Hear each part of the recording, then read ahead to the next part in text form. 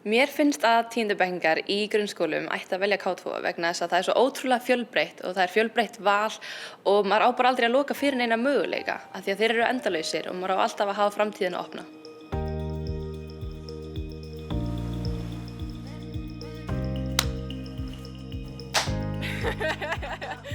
Mér langaði að hafa einhverja svona opna möguleika fyrir því að fara ekki bara þangað sem mér langaði heldur að kynnast einhverju öðru. Kennararnir á K2 eru æðislegir, þeir hafa allir áhuga á náminu. Þetta er ekki upp á töflu allan daginn segja, hei, þetta er svona, þetta er hérna, þú átt að gera þetta svona. Þetta er meira, hérna er verkefnið, gerðu það eins og þú vilt, en vinnum þetta í sameiningu.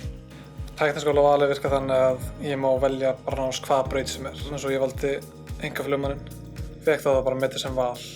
K2 er náttúrulega tækni- og vísindabraut, þannig að það er mikið eðlisfræði og efnafræði og svo förum við mikið ensku og starffræði og forritunarafökum. Það er engin lokapróf á K2, heldur erum við svolítið að reyna að vinna í samstarfi við atvinnulífið og við vinnum með alls konar fyrirtækjum eins og við höfum unnið með Lýsi þegar við vorum í efnafræði þá á önninni. Erum við þá sem sagt að vinna bara í verkefnum eins og við værum að vinna úti í atvinnulífinu? Við erum sem sagt líka að læra í 5 vikur á önn í Háskólanum í Reykjavík sem er ótrúlega skemmtilegt og bara rosalega þægileg aðstaða.